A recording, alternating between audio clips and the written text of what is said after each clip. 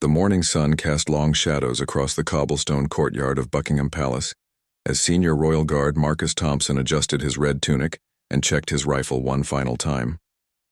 At 34, Marcus had served the crown for 12 years, but something felt different about this Tuesday in September. The air carried an unusual tension that made his trained instincts buzz with unease. Marcus had received the security briefing at dawn.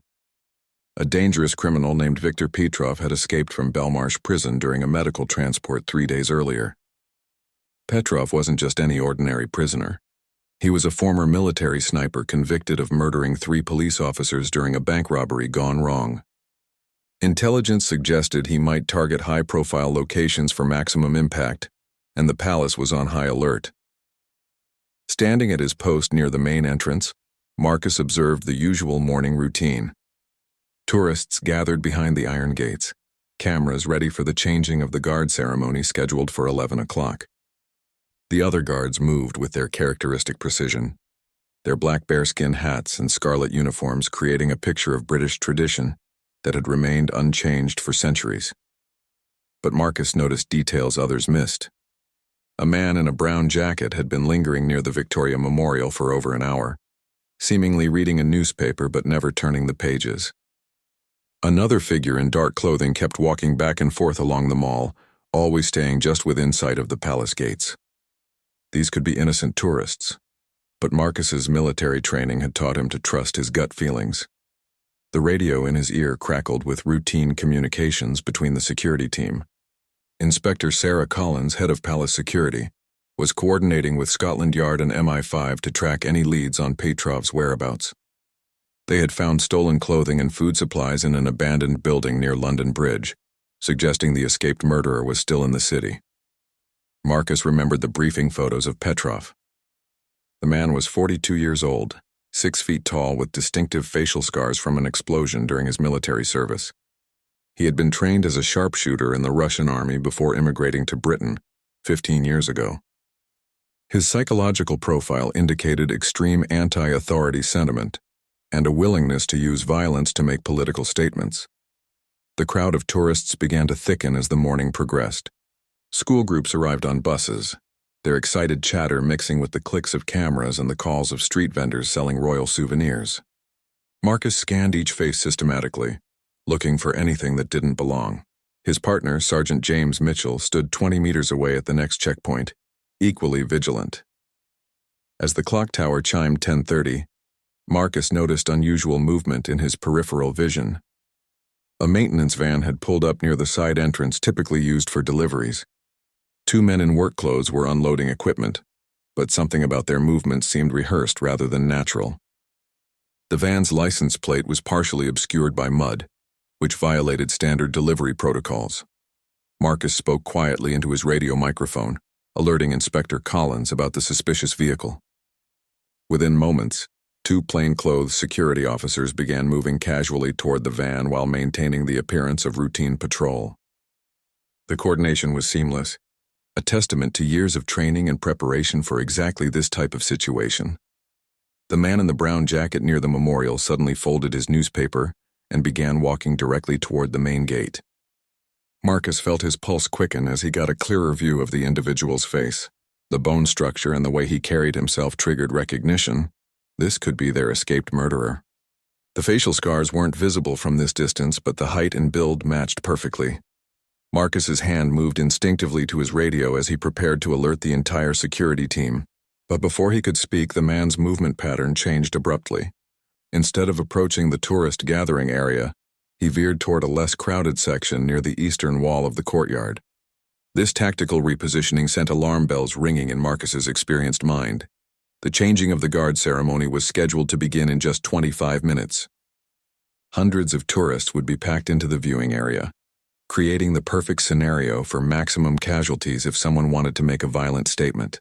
Marcus realized with growing certainty that they were dealing with more than just a routine security concern. Inspector Collins's voice came through his earpiece with unusual urgency. Intelligence had intercepted communications suggesting a planned attack on the palace during the morning ceremony. The escaped murderer, Viktor Petrov, was believed to be working with at least 2 accomplices.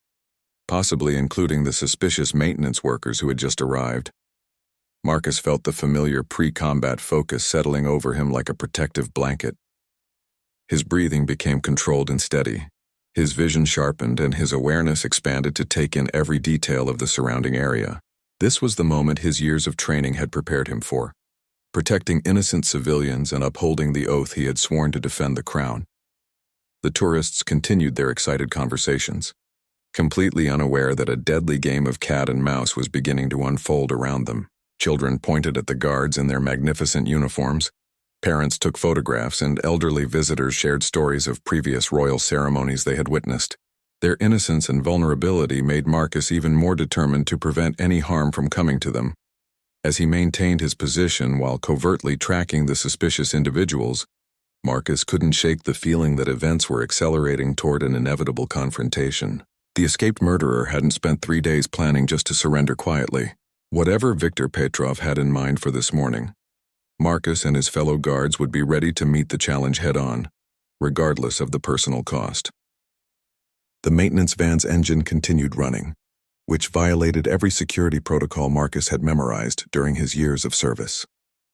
Legitimate delivery vehicles were required to turn off their engines immediately upon arrival and present proper documentation to the checkpoint guards. These men were either completely ignorant of palace procedures or deliberately ignoring them for tactical reasons. Inspector Collins moved swiftly through the courtyard, her trained eye catching details that would escape civilian notice. She observed how one of the maintenance workers kept glancing at his watch, while his partner fumbled unnecessarily with their equipment. Their body language suggested nervous energy rather than the calm efficiency of experienced tradesmen going about their daily work. Marcus maintained his position but shifted his stance slightly to get a better angle on both the suspicious man near the memorial and the maintenance crew. Through his earpiece, he heard Collins coordinating with the armed response units positioned strategically around the palace perimeter. Snipers on nearby rooftops were being alerted to potential targets, and additional plainclothes officers were moving into position among the tourist crowds. The man who resembled Viktor Petrov suddenly reached into his jacket pocket. Marcus felt his muscles tense as he prepared to react, but the individual only pulled out a mobile phone. However, the timing felt deliberate rather than coincidental. Intelligence reports had indicated that Petrov might be coordinating with accomplices through encrypted communications, and this could be the signal they had been watching for. Sarah Collins spoke quietly into her radio, requesting immediate background checks on the maintenance van's registration and the work order that had supposedly brought them to the palace. Her instincts told her these men were not legitimate workers, but she needed confirmation before authorizing any direct action that might escalate the situation unnecessarily. The crowd of tourists continued growing as the changing of the guard ceremony approached. A school group from Germany had arrived, their teacher trying to maintain order among 30 excited teenagers all eager to see the famous British tradition. An elderly couple from Japan stood patiently near the front barrier, their expensive camera equipment ready to capture every moment of the spectacle they had traveled halfway around the world to witness. Marcus noticed that the man near the memorial had positioned himself with clear sight lines to both the main ceremonial area and the side entrance, where the guard units would emerge. This wasn't the random positioning of a curious tourist, but the calculated placement of someone with tactical training. The escaped murderer's military background would have taught him exactly how to select optimal firing positions for maximum effectiveness. One of the maintenance workers began walking toward the tourist crowd, carrying what appeared to be a toolbox but moving with purposeful strides that suggested urgency rather than routine work. Marcus caught the attention of Sergeant Mitchell and used subtle hand signals to indicate the potential threat approaching from the eastern side of the courtyard. The radio communications became more intense as various security personnel reported their observations. The plainclothes officers near the suspicious van had confirmed that the work order presented by the maintenance crew contained several inconsistencies that suggested forgery. The license plate check had revealed the vehicle was reported stolen from a construction company in South London 2 days earlier. Marcus felt perspiration forming despite the cool September morning air.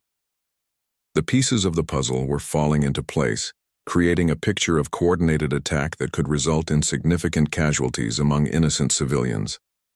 His training kicked into high gear as he began mentally rehearsing response procedures for various threat scenarios, while maintaining his outward appearance of routine guard duty.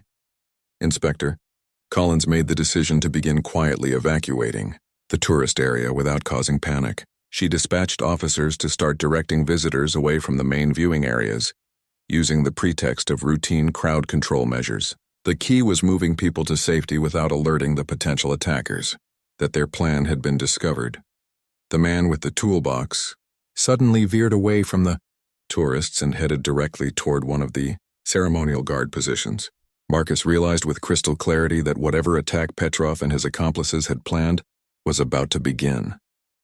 The escaped murderer had spent 3 days studying palace routines and had identified vulnerabilities that could be exploited during the changing of the guard ceremony.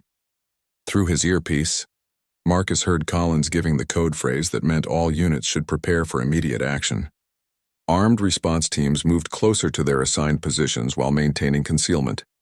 Snipers adjusted their scopes to track the identified suspects, and emergency medical personnel were placed on standby in case the situation escalated to violence. The tourist from Japan noticed something was wrong when several police officers began directing people away from the viewing area. She tugged on her husband's sleeve and pointed toward the unusual activity, but neither of them understood English well enough to comprehend the instructions being given by the authorities. Marcus made eye contact with Sergeant Mitchell, and both men understood without words that they were likely about to face the most dangerous situation of their military careers. The escaped murderer Viktor Petrov had chosen the heart of British sovereignty as his target, and they stood as the first line of defense between a trained killer and hundreds of innocent civilians. The morning sun climbed higher in the sky, casting shorter shadows across the ancient cobblestones. In just 15 minutes, the traditional ceremony would begin, bringing even more spectators into the area. Whatever was going to happen, Marcus knew it would unfold very soon, and the outcome would depend on the training, courage, and quick thinking of everyone sworn to protect the crown and its people. The man near the memorial checked his watch again and began moving toward a position that would give him an unobstructed view of the entire courtyard. Marcus's pulse quickened as he realized they were running out of time to prevent what could become a massacre in one of Britain's most sacred and historic locations. The first sign that everything was about to go terribly wrong came when the man with the toolbox suddenly dropped to one knee beside a decorative planter near the guard station. Marcus watched in horror as the individual's hands moved with practiced efficiency, assembling what was clearly not maintenance equipment but components of a high-powered rifle that had been cleverly disguised among legitimate tools. Inspector Collins's voice cut through the radio chatter, with urgent authority as she declared code red throughout the palace security network. This was the signal that an active armed threat had been confirmed and all personnel should prepare for immediate engagement. The plainclothes officers scattered throughout the tourist areas began moving civilians toward the nearest exits while trying to maintain the appearance of routine crowd management. Marcus felt time slow down as his combat training took complete control of his actions and thoughts. He could see the man near the memorial reaching inside his brown jacket, and the movement suggested he was drawing a concealed weapon rather than simply adjusting his clothing. The escaped murderer Viktor Petrov was about to reveal himself, and Marcus was positioned directly in his potential line of fire. The maintenance worker near the van had also begun assembling something from his equipment bag, and Marcus realized with growing alarm that they were facing a coordinated attack from multiple directions. These weren't random criminals looking for easy targets, but trained individuals who had spent considerable time planning this assault on one of Britain's most heavily defended locations, Sarah.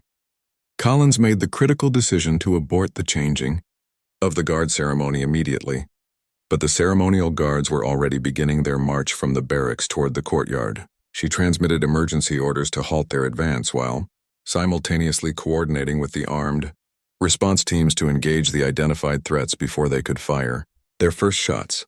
The German school group suddenly found themselves being hurried away from the viewing area by police officers, speaking urgent English that their teachers struggled to translate quickly enough. The children sensed something was wrong from the adults' tense expressions and began asking worried questions in their native language. Their teacher tried to keep them calm while following the evacuation instructions. Marcus saw the man near the memorial complete his draw and recognized the distinctive profile of a military-grade pistol being raised toward the tourist area. Without hesitation, Marcus brought his own rifle up to firing position while shouting the standard warning required by his rules of engagement.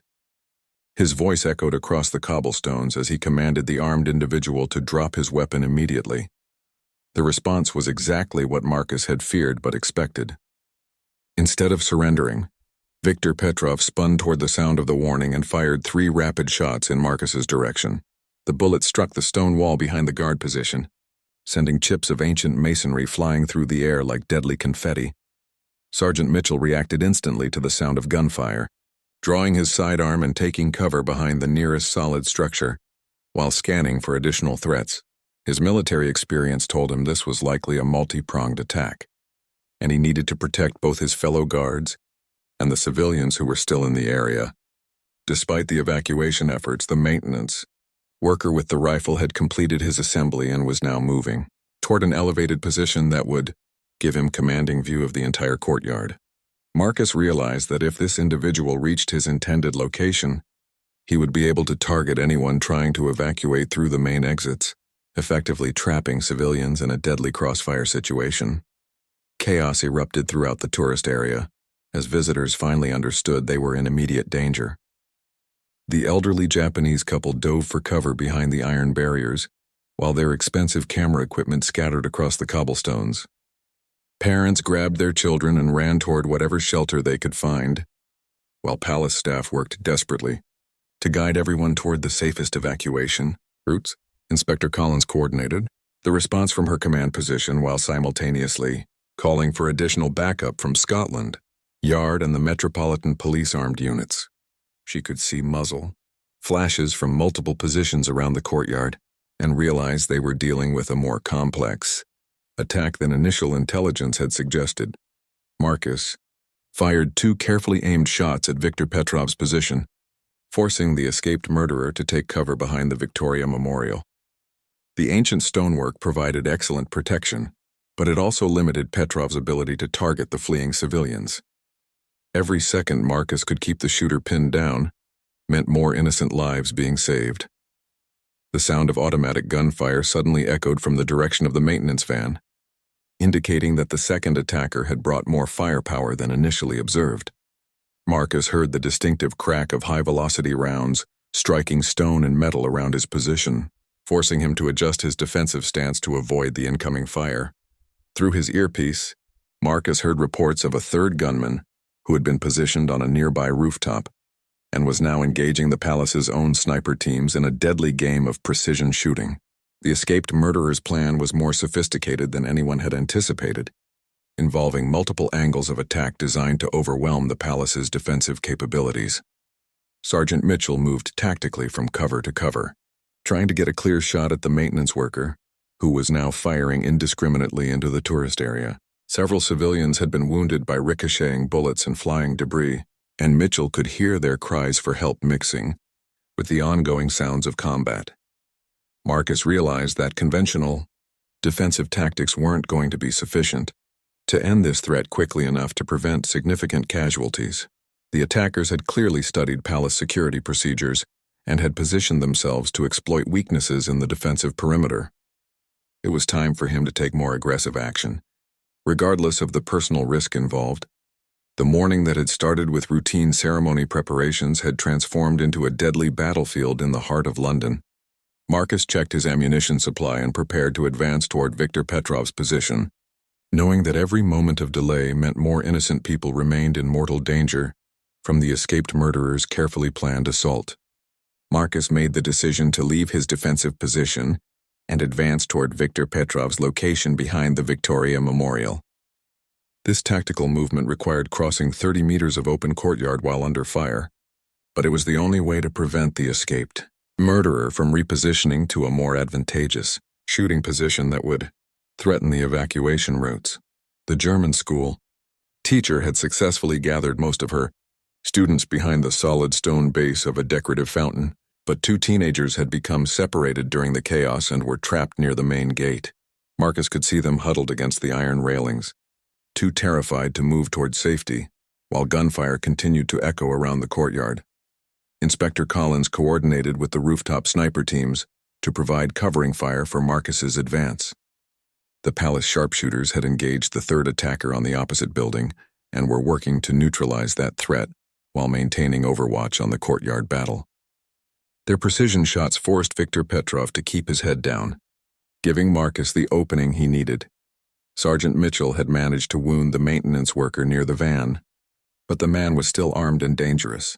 The fake worker had taken cover behind his stolen vehicle and was using it as a shield while continuing to fire at anyone who moved in the open areas of the courtyard. Mitchell realized he needed to flank this position to end the threat effectively. The elderly Japanese couple had found refuge in a groundskeeper's storage shed, but the woman had been cut by flying stone fragments and was bleeding from several small wounds on her arms and face. Her husband was trying to provide first aid using handkerchiefs while staying low to avoid the bullets that occasionally struck the wooden walls of their shelter. Marcus sprinted across the exposed ground using the tactical movement techniques he had learned during his military service. He zigzagged unpredictably while staying low, making himself a difficult target for Petrov's aimed shots. Bullets struck the cobblestones around his feet, sending sparks and stone chips in all directions. The sound of approaching sirens indicated that additional police and emergency services were responding to the situation, but Marcus knew they were still several minutes away from being able to provide meaningful assistance.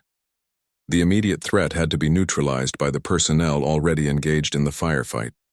Viktor Petrov emerged briefly from behind the memorial to fire at the approaching guard, but Marcus was ready for this movement.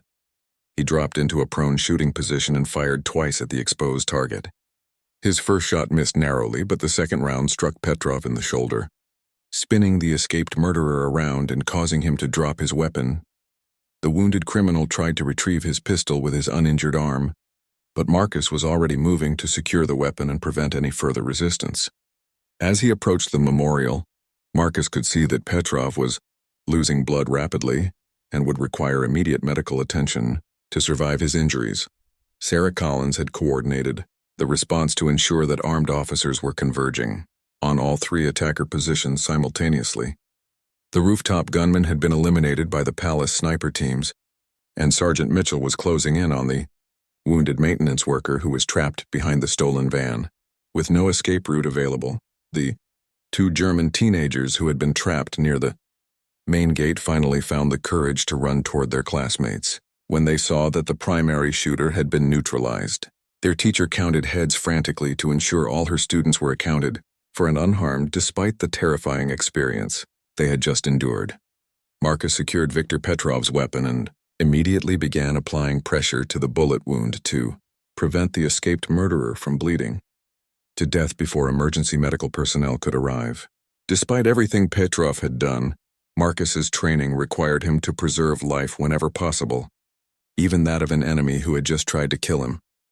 The maintenance worker near the van realized his situation was hopeless and attempted to surrender, but Sergeant Mitchell could see that the man was still holding a grenade in his left hand. This final desperate gesture threatened to kill anyone within a 50-meter radius, including the civilians who were still evacuating from the courtyard area.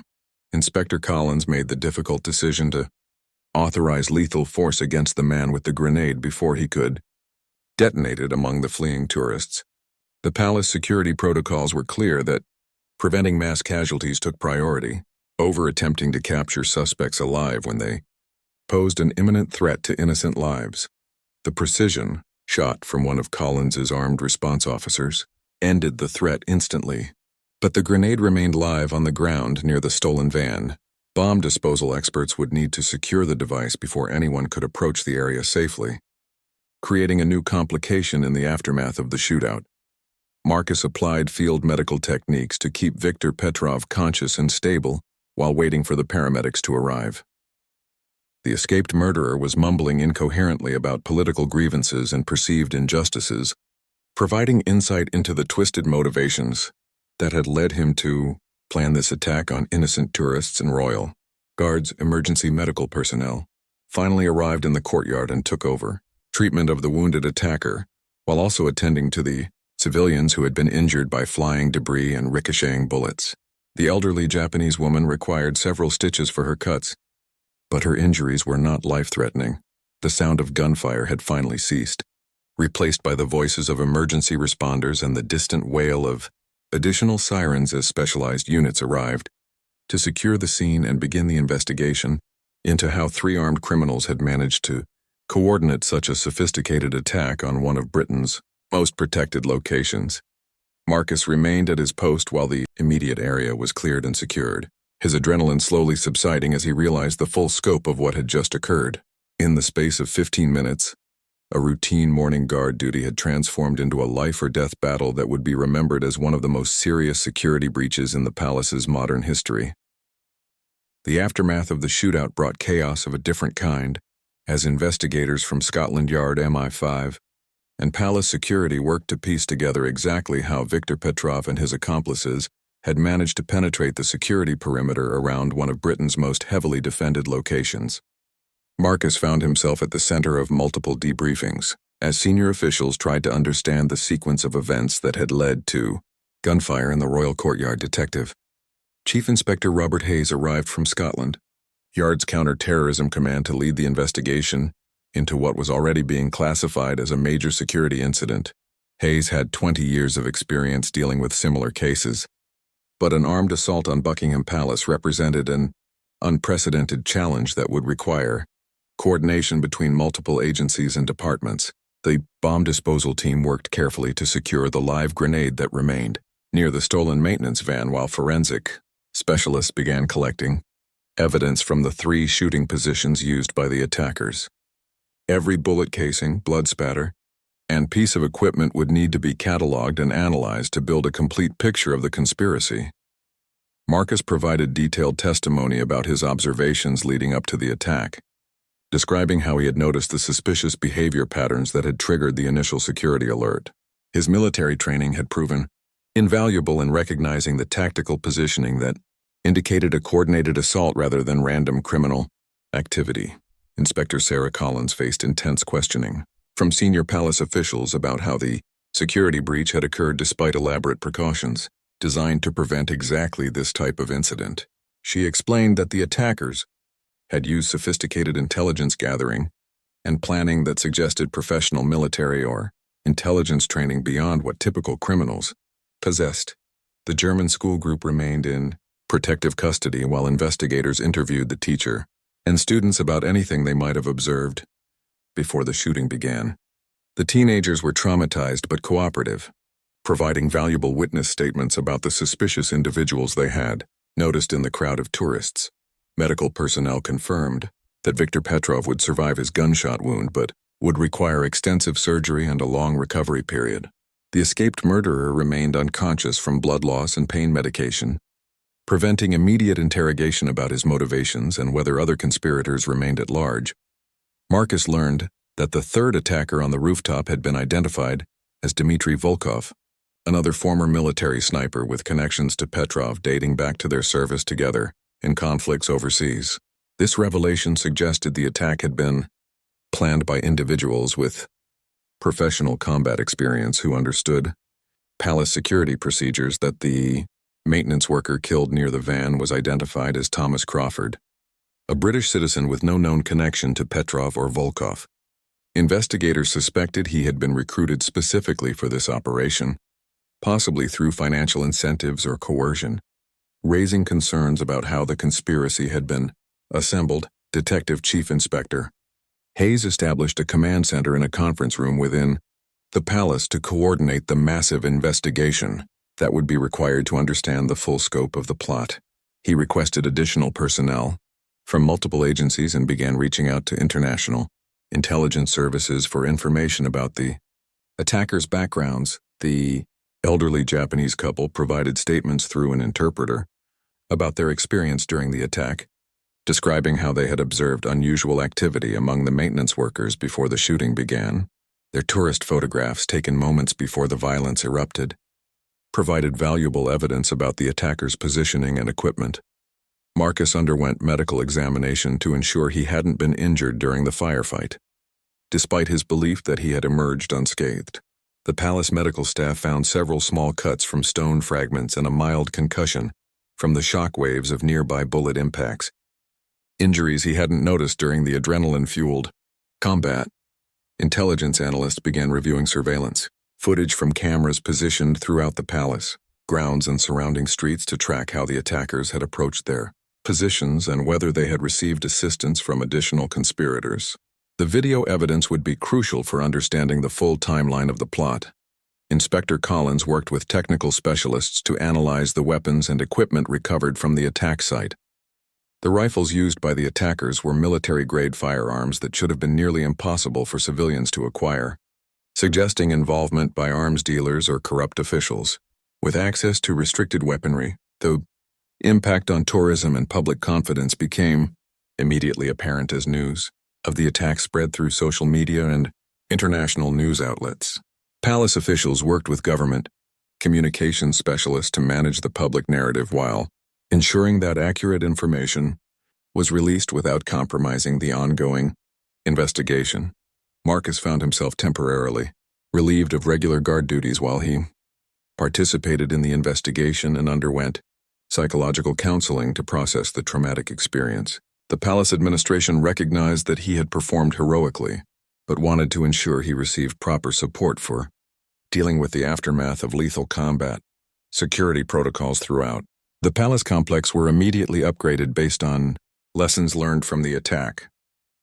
Additional surveillance equipment was installed, personnel screening procedures were enhanced, and coordination with external law enforcement agencies was strengthened to prevent similar incidents in the future. The investigation expanded to examine whether the attack was connected to larger terrorist organizations or represented an isolated conspiracy by a small group of individuals with personal grievances against British institutions. International intelligence agencies were contacted to share information about similar plots or individuals with comparable backgrounds and capabilities. As evening approached, the courtyard where tourists had gathered that morning to watch a traditional ceremony remained cordoned off as a crime scene. The ancient cobblestones bore scars from bullet impacts and explosive damage that would serve as permanent reminders of the day when violence had erupted in the heart of Britain's royal heritage. 3 weeks after the attack, Viktor Petrov had recovered sufficiently from his wounds to undergo intensive interrogation by a joint team of investigators from Scotland Yard, MI5, and international intelligence agencies. The escaped murderer's revelations painted a disturbing picture of a conspiracy that extended far beyond the 3 men who had carried out the assault on Buckingham Palace. Marcus returned to active duty, but found himself assigned to a specialized security detail responsible for investigating potential vulnerabilities in royal protection protocols. His experience during the shootout had provided valuable insights into how determined attackers could exploit weaknesses that hadn't been apparent to security planners who had never faced actual combat situations. Detective Chief Inspector Hayes discovered, through Petrov's interrogation, that the attack had been financed by a network of criminals who viewed the royal family as symbols of the establishment they blamed for various personal and political grievances. The conspiracy had taken months to organize and had involved individuals across multiple European countries.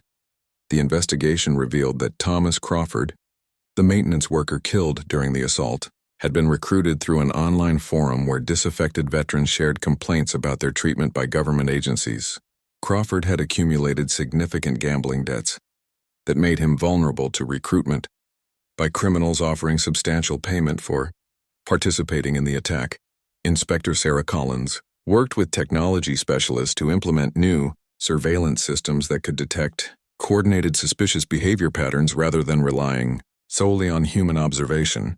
The systems used artificial intelligence to analyze movement patterns and identify individuals who might be conducting reconnaissance or positioning themselves for attacks.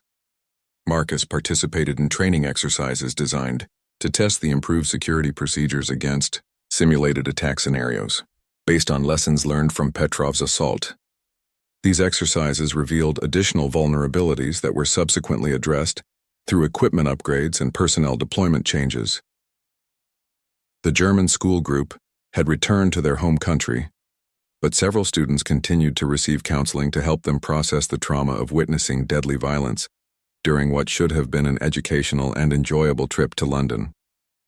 Their teacher had become an advocate for better emergency preparedness training in schools that planned international travel. Dmitry Volkov, the rooftop sniper killed during the attack, was posthumously identified as a key figure in recruiting other former military personnel for criminal activities throughout Europe. Intelligence agencies used information from his personal effects and communications to disrupt several other planned attacks on government facilities in different countries. The elderly Japanese couple had decided to extend their stay in London to serve as witnesses in the legal proceedings against Viktor Petrov and any co-conspirators who might be arrested as the investigation expanded. Their tourist photographs had proven invaluable in establishing the timeline of events leading up to the shootout. Security reviews at other royal residences and government buildings throughout Britain were conducted based on the tactics used in the palace attack.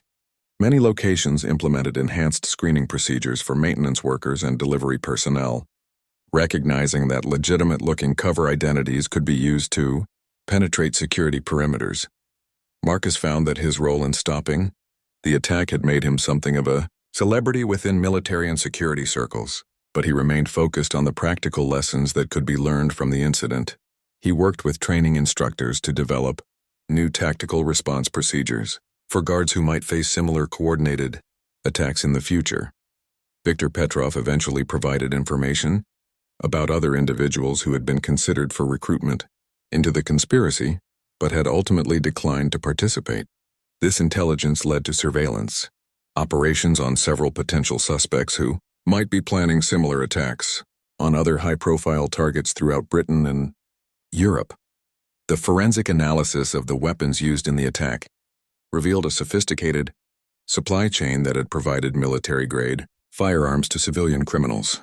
International law enforcement agencies coordinated efforts to identify and prosecute the arms dealers who had made such weapons available to individuals like Petrov and his accomplices. Detective Chief Inspector Hayes worked with prosecutors to build cases against individuals who had provided financial support or logistical assistance to the conspiracy, even if they hadn't directly participated in the attack itself.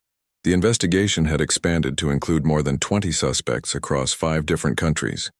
The palace administration implemented new policies for managing tourist access during ceremonial events, including enhanced screening procedures and the deployment of additional plainclothes security personnel throughout crowd areas. The changes were designed to maintain public access, while preventing individuals with hostile intentions from getting close enough to carry out attacks. Marcus received commendations from multiple agencies for his actions during the shootout, but he found the recognition less meaningful than the knowledge that his quick thinking and tactical skills had prevented civilian casualties during a carefully planned terrorist attack. His experience had demonstrated the importance of having well-trained personnel at every level of the security apparatus. The media coverage of the attack had initially focused on the dramatic aspects of the shootout, but subsequent reporting examined the broader implications for public security and the ongoing threat posed by individuals with military training who turned to criminal or terrorist activities. The incident had highlighted vulnerabilities that existed throughout the government security infrastructure. As the investigation continued to expand internationally, Marcus realized that the attack on Buckingham Palace had been just one component of a larger pattern of planned assaults on symbolic targets throughout Europe. The conspiracy had been more extensive and dangerous than anyone had initially understood, making the successful defense of the palace even more significant in preventing what could have been a series of coordinated attacks. 6 months after the attack, Viktor Petrov stood trial for terrorism charges that carried a potential life sentence without the possibility of parole. The courtroom was packed with security personnel, journalists, and members of the public who had followed the case since the dramatic shootout at Buckingham Palace. Marcus testified as the primary witness, describing in detail how he had identified and stopped the coordinated assault. The trial revealed the full scope of the conspiracy that had targeted not only the royal family but also other government institutions throughout Europe. Petrov had been part of a network that included more than 30 individuals across 7 countries, all united by their hatred of democratic institutions and their desire to create chaos through spectacular attacks on symbolic targets. Detective Chief Inspector Hayes presented evidence showing how the conspiracy had been financed through a combination of criminal activities including arms trafficking, drug smuggling, and cyber fraud. The network had accumulated millions of pounds that were used to purchase weapons, conduct reconnaissance, and recruit additional operatives for attacks planned across multiple nations. Marcus had been promoted to senior inspector within the palace guard and was now responsible for training other security personnel in threat recognition and tactical response procedures. His experience during the shootout had made him one of Britain's foremost experts on defending against coordinated terrorist attacks on government facilities. The German schoolteacher who had protected her students during the attack attended the trial to provide victim impact testimony about the lasting psychological effects the violence had on the young people under her care. Several students had required ongoing therapy to deal with nightmares and anxiety disorders that developed after witnessing the deadly confrontation. Inspector Sarah Collins had been awarded the Queen's Police Medal for her coordination of the defensive response that prevented what could have been a massacre of innocent tourists. She continued to work with international security agencies to share intelligence about similar threats and to develop new protocols for protecting public events and ceremonies. The elderly Japanese couple had become unlikely heroes in their home country after news reports described how they had helped other tourists find safety during the attack. They maintained correspondence with Marcus and other personnel who had risked their lives to protect civilians, forming friendships that transcended cultural and language barriers. Evidence presented during the trial showed that if the attack had succeeded, it would have been followed within hours by similar assaults on government buildings in France, Germany, and Italy. The conspiracy had planned a coordinated day of terror designed to undermine confidence in European security forces and democratic institutions. Viktor Petrov showed no remorse during his testimony, using the witness stand as a platform to voice rambling political grievances and conspiracy theories that had motivated his participation in the plot. His arrogant demeanor and continued threats against government officials convinced the jury that he remained an ongoing danger to public safety. The prosecution's case was strengthened by testimony from former accomplices who had agreed to cooperate in exchange for reduced sentences. These witnesses described in detail how Petrov had recruited them, trained them for the attack, and planned to carry out additional assaults if the palace operation had been successful. Marcus found closure in testifying about the events that had changed his life and career trajectory. Speaking publicly about the attack helped him process the psychological impact of engaging in lethal combat while defending innocent civilians against individuals who had no regard for human life or democratic values. The jury deliberated for only 2 hours before returning guilty verdicts on all charges against Viktor Petrov. The judge sentenced him to life imprisonment without parole, ensuring that he would never again have the opportunity to harm innocent people or participate in terrorist activities against any government. The broader investigation had led to arrests and convictions throughout Europe as law enforcement agencies dismantled the network that had supported the palace attack. More than 50 individuals were eventually prosecuted for their roles in the conspiracy, dealing a significant blow to international terrorist organizations. 1 year after the attack, Marcus participated in a memorial ceremony honoring the tourists who had been injured during the shootout and recognizing the security personnel who had prevented a much larger tragedy. The ceremony was held in the same courtyard where the violence had erupted, symbolizing the triumph of courage and professionalism over hatred and extremism. The cobblestones in the courtyard had been repaired, but small bronze plaques were installed to mark the locations where the attackers had positioned themselves. These memorials served as reminders of the ongoing vigilance required to protect democratic institutions and innocent civilians from those who would use violence to advance their extremist agendas. Marcus continued his career with the Palace Guard, but his experience during the attack had given him a deeper appreciation for the importance of the oath he had sworn to protect the crown and the people of Britain. The memory of that September morning would remain with him forever, along with the knowledge that ordinary people could display extraordinary courage when faced with evil and determined to defend what was right.